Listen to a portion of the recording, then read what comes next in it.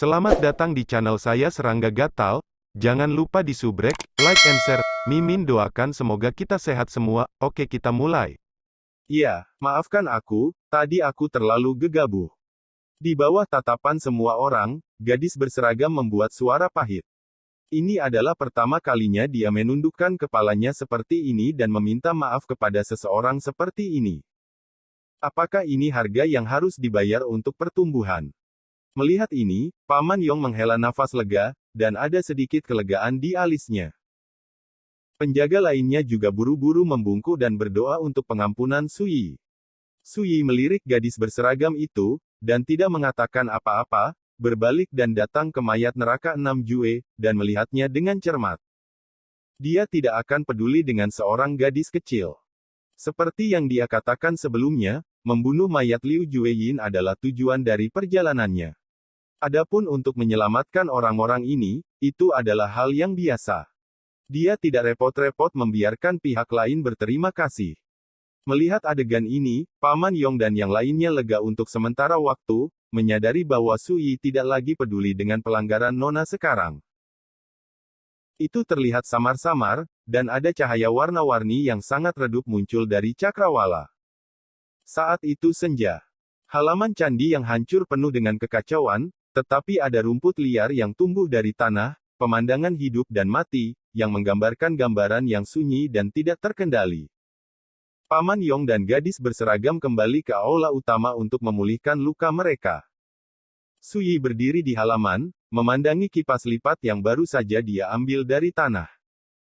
Kipas lipat terbuat dari bahan spiritual, besi roh titik tinta, dan permukaan kipas ditenun dari sutra dewa, dengan beberapa pola awan kasar yang digambar di atasnya, menguraikan totem 18 hantu gunung. Suyi memiliki beberapa penyesalan. Kipas lipat telah rusak parah dan hampir terkelupas.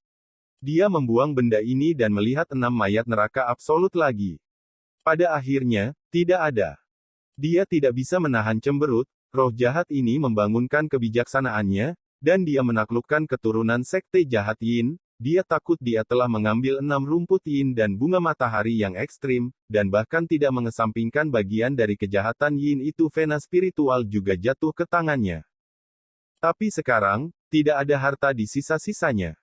Mungkinkah penghalang jahat ini masih memiliki sarang lama di mana semua harta telah disembunyikan? Ketika Suyi memikirkannya, dia mengeluarkan buku api dan mengocoknya dengan lembut.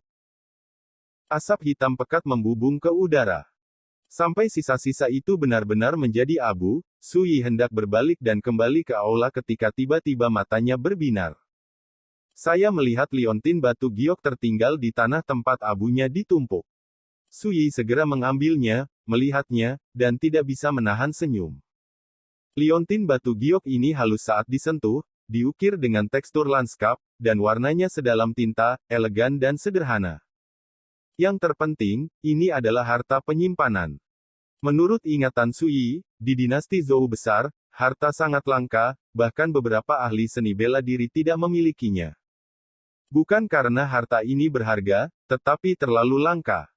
Suyi tidak menyangka bahwa mayat berkaki 6 ini bisa memiliki harta seperti itu.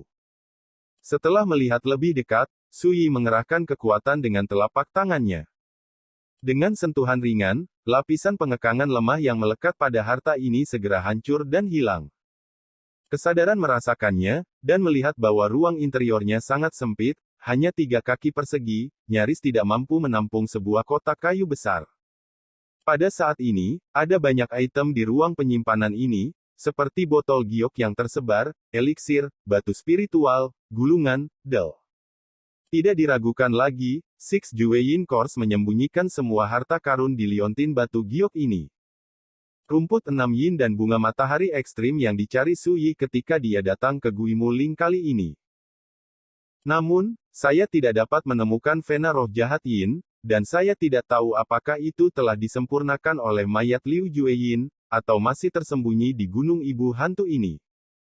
Segera, Suyi membersihkan rampasan. 9 ramuan, 5 dari kelas 1, 2 dari kelas 2, dan 2 dari kelas 3. Ramuan kelas 3 lebih berharga.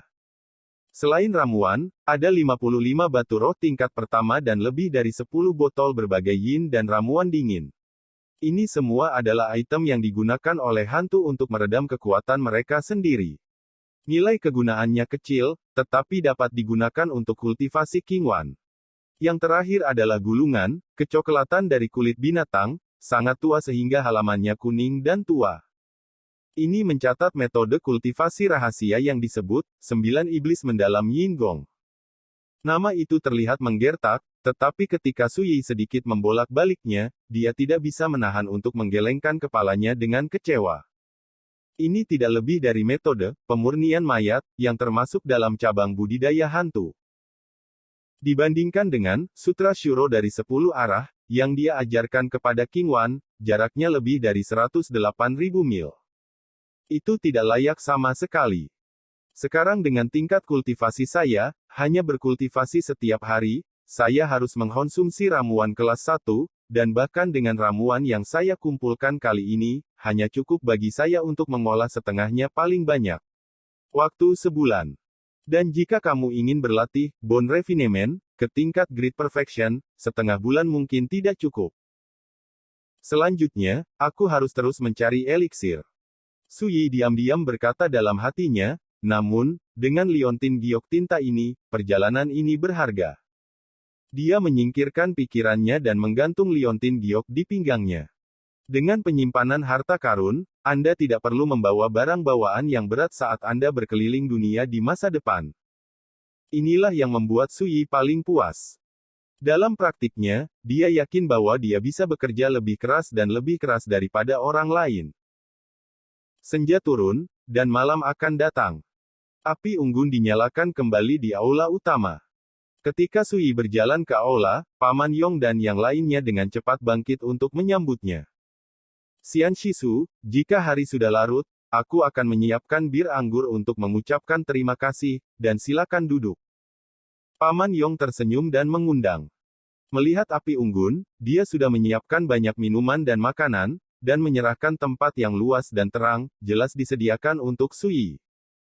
Kalau begitu aku dipersilakan. Sui tidak begitu sok, dia duduk di tanah dan meregangkan pinggangnya dengan nyaman. Melihat semua orang masih berdiri, dia dengan santai memerintahkan, kalian semua duduk, jangan hati-hati, aku tidak pernah peduli tentang ini. Beberapa detail. Paman Yong dan yang lainnya tertawa dan duduk satu per satu. Dari awal sampai akhir, gadis-gadis berseragam tampak seperti mereka tidak mau pergi, dengan kepala menunduk, wajah mereka pucat dan diam, seolah-olah mereka belum keluar dari pukulan berat sebelumnya. Namun, kesombongan dan keangkuhan sebelumnya hilang. Sui tidak peduli apa yang dia pikirkan, dia makan dan minum sendiri. Melihat Sui begitu informal, Paman Yong dan yang lainnya berangsur-angsur santai, dan mulai mencoba bersulang dengan Sui dan mengobrol. Sui tidak menolak, tetapi hampir tidak banyak bicara. Meski begitu, sikap lembut ini membuat Paman Yong dan yang lainnya merasa lega. Guo Bing juga sangat senang. Adegan hari ini membuka matanya, dan dia menjadi semakin yakin bahwa dengan metode Sui, dia dapat dengan mudah menyembuhkan racun jahatnya. Selama percakapan, Paman Yong tidak lagi menyembunyikan mereka, dan memperkenalkan identitas mereka satu persatu, sengaja atau tidak sengaja, dan bahkan mengungkapkan tujuan perjalanan ini. Baru saat itulah Sui tahu bahwa kelompok mereka berasal dari klan Yuan, salah satu dari 4 kekuatan teratas di Kabupaten Yunhe. Yuan Luoxi, gadis berseragam militer, adalah putri bungsu dari Yuan Wutong, kepala klan Yuan. Nama lengkap Paman Yong adalah Cheng Wuyong. Dia adalah penatua dari keluarga Yuan. Kali ini dia bertindak sebagai pemimpin penjaga Yuan Luoxi. Penjaga itu adalah elit dari klan Yuan. Tujuan kelompok mereka datang ke Guimuri kali ini untuk menemukan rerumputan 6 yin. Yuan Luoxi ingin menggunakan ramuan ini sebagai hadiah ulang tahun untuk ayahnya Yuan Wutong. Ketika dia mendengar ini, Sui tidak bisa menahan diri untuk tidak mengangkat alisnya dan berkata, bagaimana kamu tahu bahwa ada rumput 6 yin di Gunung Guimu? Pada awalnya, dia mendengar Zijin, penguasa Kabupaten Lingyao, mengatakan bahwa di seluruh Kabupaten Yunhe, sangat sedikit orang yang tahu bahwa ada 6 rumput yin di Gunung Guimu. Yuan Luoxi, seorang gadis berseragam yang telah lama terdiam, angkat bicara dan berkata, beberapa waktu yang lalu kakek Xiao datang ke rumahku sebagai tamu dan menyebutkannya secara tidak sengaja ketika berbicara dengan ayahku, dan aku diam-diam teringat di hatiku saat itu. Ketika dia berbicara, kepalanya masih menunduk dan nada suaranya rendah. Xiao Tiankui, Su Yi bertanya. Yuan Luoxi tertegun sejenak, dan akhirnya mengangkat kepalanya. Meimu berkata dengan linglung, kamu. Tuan Abadi juga mengenali kakek Xiao. Bahkan judulnya pun berubah. Ini secara tidak kasat mata menunjukkan bahwa mentalitasnya ketika menghadapi Su Yi diam-diam telah mengalami perubahan yang mengguncang bumi. Aku tahu itu secara alami. Belum lama ini, dia membawa cucunya ke Gunung Guimu, tetapi dia terluka oleh mayat Liu Jueyin. Jika dia tidak bertemu denganku, dia akan mati. Su Yi berkata dengan santai. Cheng Wuyong dan para penjaga semuanya terkejut. Mereka semua tahu betapa dihormatinya identitas Xiao Tiankui. Ketika mereka pergi ke keluarga Yuan sebagai tamu, mereka adalah tamu terhormat yang membutuhkan patriark untuk maju secara pribadi. Yuan Luoxi sepertinya memikirkan sesuatu, dan berkata, bukankah Tuan Abadi adalah Tuan yang dikatakan kakek Xiao? Dia menatap Su Yi dengan perubahan di matanya, dengan kejutan, tidak dapat dipercaya, dan tiba-tiba, bercampur dengan sedikit kekaguman.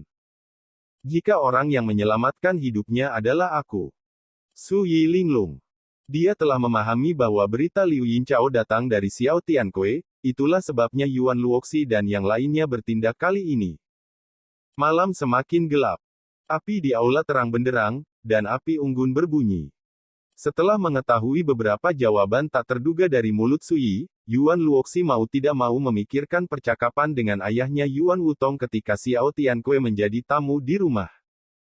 Pakar itu tampaknya masih muda, tetapi sebenarnya dia memiliki cara untuk mencuri kekayaan, seperti peri dalam legenda, generasi saya tidak dapat menebaknya.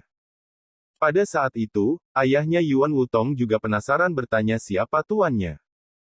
Xiao Tiankui merahasiakannya, tersenyum dan menggelengkan kepalanya, tidak ingin menyebutkannya lebih jauh. Karena itu, Yuan Luoxi sangat terkesan dengan petinggi yang bisa menyelamatkan Xiao Tiankui.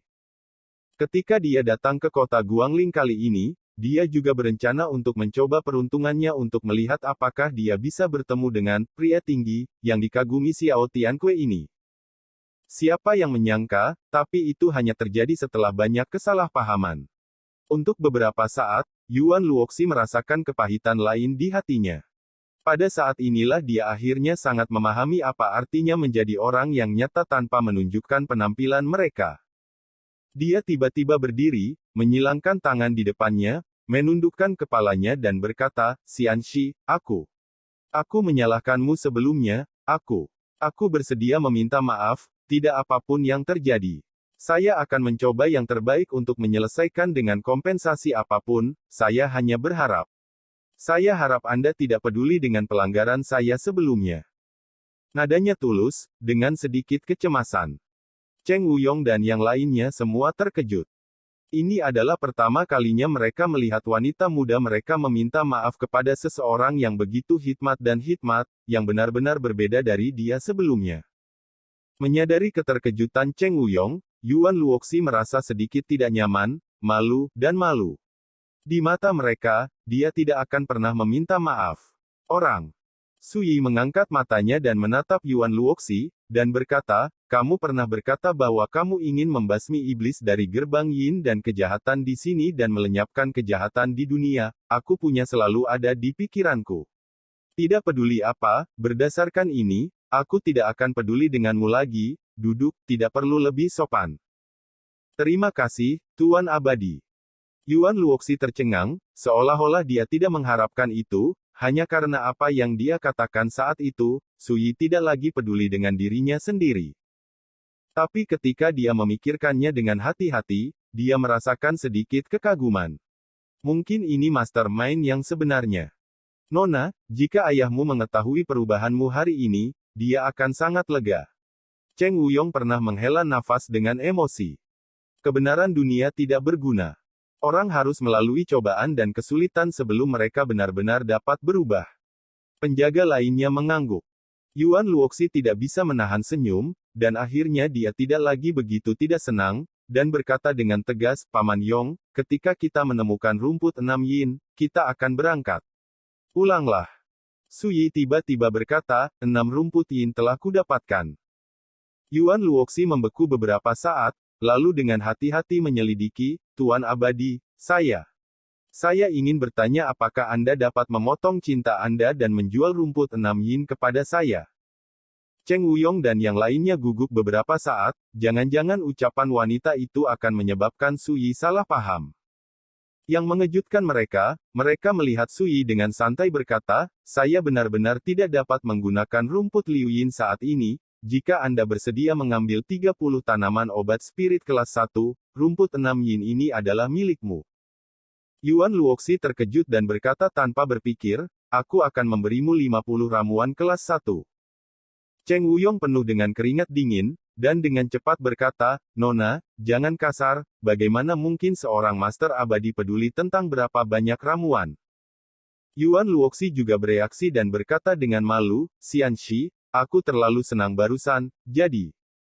Su Yi melambai, aku mengerti.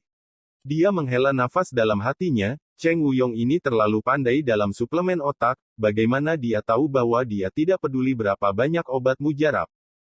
Sambil menggelengkan kepalanya, Su Yi mengeluarkan 6 rumput yin dari liontin batu giok hitam dan menyerahkannya, ketika master pengangkat tungku menggunakan ramuan ini untuk memadamkan istana ginjal, ingatlah untuk menggambarnya perlahan, yang terbaik adalah menggunakan sesuatu dengan energi yang menyala sebagai obatnya, jika tidak, obatnya akan berubah menjadi racun dan merusak fondasi seni bela diri Anda.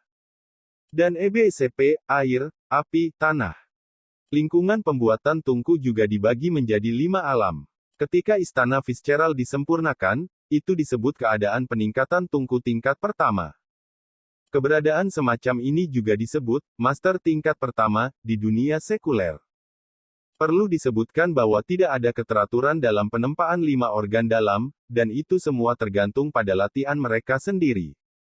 Liu Yinchao, obat mujarab kelas 3, hanya dapat digunakan untuk memperbaiki istana ginjal. Yuan Luoxi mengambilnya dengan kedua tangan dan berkata dengan penuh terima kasih, Tuan Abadi. Cheng Wuyong dan para penjaga diam-diam terkejut. Ketika Su Yi memberikan obat, dia dengan santai menunjukkan cara menggunakan obat ini untuk melunakkan istana ginjal. Makna dari adegan ini mengejutkan jika Anda memikirkannya. Cheng Wuyong bahkan lebih tertarik untuk memperhatikan bahwa Su Yi mengeluarkan rumput 6 yin dari sepotong liontin giok tinta di pinggangnya, dan kelopak matanya melompat dengan ganas. Sihir penyimpanan. Ini adalah harta langka yang tidak bisa didapatkan oleh banyak master seni bela diri. Su Yi ini sesederhana menantu kecil dari keluarga Wen, dan asal-usulnya pasti bukan masalah sepele. Cheng Wuyong bergejolak di dalam hatinya, semakin dia tahu tentang Su Yi, semakin dia tidak bisa menahan perasaan kagum. Paman Yong, apakah hartamu cukup?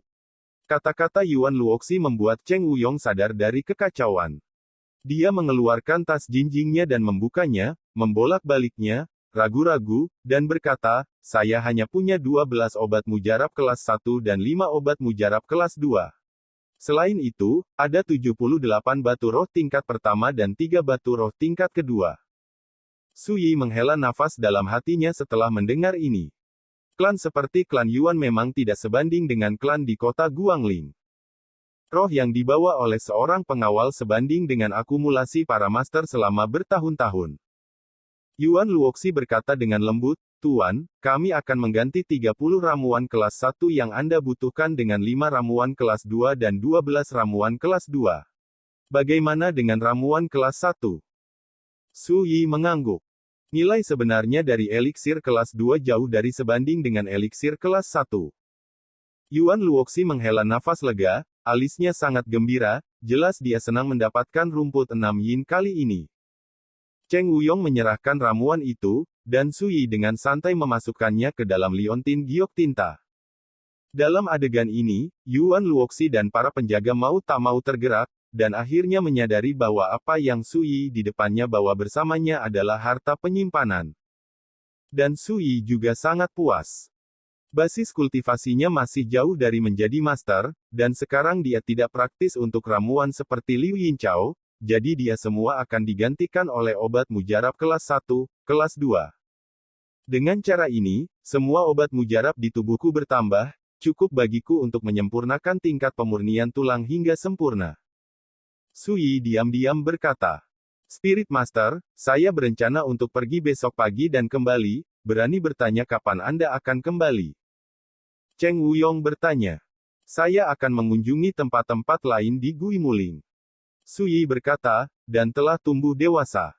Tuan, apakah Anda ingin berakting sekarang? Guo Bing terkejut. Iya, memanfaatkan malam, mungkin kamu bisa melihat hal-hal yang tidak bisa kamu lihat di siang hari. Sui mengangguk. Itu tidak benar, Gunung Guimu sangat berbahaya di malam hari, kau. Tidak menunggu Guo Bing selesai, Sui tertawa, akulah yang seharusnya takut pada hantu-hantu itu, Tuan Guo, Anda tinggal bersama mereka, jika saya kembali sebelum fajar, kami akan kembali ke kota bersama-sama. Jika tidak, Anda bisa pergi sendiri. Berbicara, dia sudah memegang tongkat bambu dan berjalan keluar dari aula, sosok tinggi dan acuh tak acuh dengan cepat menghilang ke dalam malam. Yuan Luoxi dan Cheng Wuyong saling memandang, tetapi mereka tidak mengkhawatirkan keselamatan Sui. Bahkan mayat Liu Jueyin dibunuh oleh Tuan Abadi dengan satu pedang, hantu mana di gunung ibu hantu ini yang menjadi lawan Tuan Abadi. Malam seperti tinta, dan pegunungan berkabut. Sui berjalan keluar dari kuil yang hancur, dan dengan ringan menepuk-nepuk labu bergizi jiwa di pinggangnya, King Wan.